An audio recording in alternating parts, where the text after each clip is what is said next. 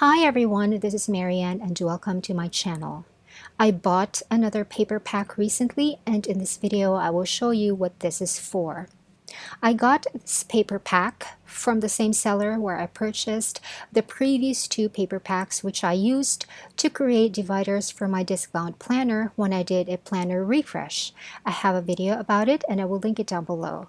This design right here that I am unpacking is a different design, but it still more or less matches the aesthetic and the colorways of the first two paper packs that I have used. This is from the same manufacturer, I believe, and I like that there is also two entire pages of die cuts in here. These are actually quite pretty, and those die cuts in the first two paper packs were also very pretty, but I don't know where to use them yet, so I'm holding on to them for future use.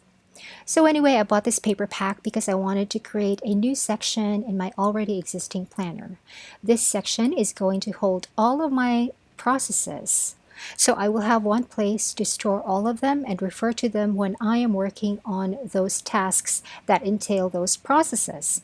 And the reason why I need to actually have all of my processes down on paper is because I have been dealing with brain fog for several months now, on top of the anxiety that I have had for years. It is an exacerbating condition, actually. The brain fog is getting better now, but the recuperation is very, very slow. And while I am not there yet, having a process section in my planner is one of the things that I can do to help myself continue to deal with the things that I have to do while I'm recuperating from the brain fog.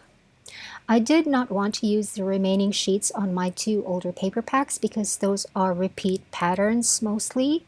And anyway, this paper pack is very inexpensive. This is 10 inches by 10 inches, cheaper than the usual 12 by 12 inch paper packs. I will leave a link to the Shopee seller in the description box. I really like the designs on here. Here are zebras, and they are a little bit more zany than the designs of the first two paper packs. But my favorite is the one right here. It looks like an amusement park. There is an ice cream stand and a ticket stand and a Ferris wheel and a carousel and trees and people walking with their dogs and children walking with balloons. I have already printed out the first sheet that will go into this section for processes, and I'm using this as an example of what I need this particular section to do for me. This is a detailed breakdown of all of the steps that I need to do to create a craft notebook for The Unplanned Life, which is my current online store for my hobby business. I will link the Facebook page in the description box.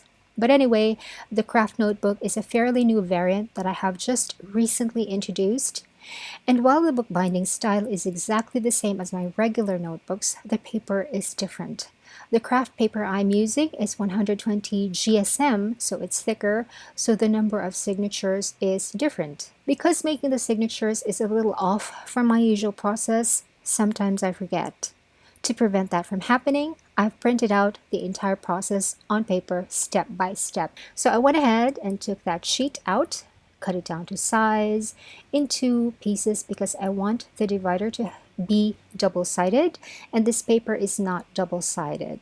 It will add bulk to the divider, but that's alright. I have 1.75-inch expander discs, the metal ones from Happy Planner, and I like a chunky planner, like I mentioned in my planner refresh video. And well, next is to make the tab. I've printed it out on a piece of paper.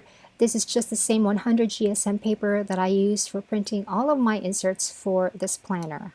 I folded that in half, and then I remembered that I had to punch the two paper sheets first before sticking them together. It's a good thing I remembered that because the Happy Planner punch can only take one sheet of cardstock at a time. So the paper sheets, the cardstock has to be pre-punched before sticking them together. And then I just used a glue stick to paste everything together, and here is the completed divider. Here are the sections that are immediately before that section. I have a section for the novel that I am writing, and then I have a section for some money projects that I go into only for the money and nothing else. And there's a section for my personal reading, which right now only contains a list of books that I want to read, and then a section for tracking. And here is the new section that we just made, the one for processes. I have since put in more sheets in here for more things, and I will continue to populate this section with more relevant content to help me deal with brain fog and anxiety. If you suffer from the same condition, this is something you can do, especially when you are making changes in your usual processes and routines, because when you have anxiety, every single little thing that changes is really not easy to deal with.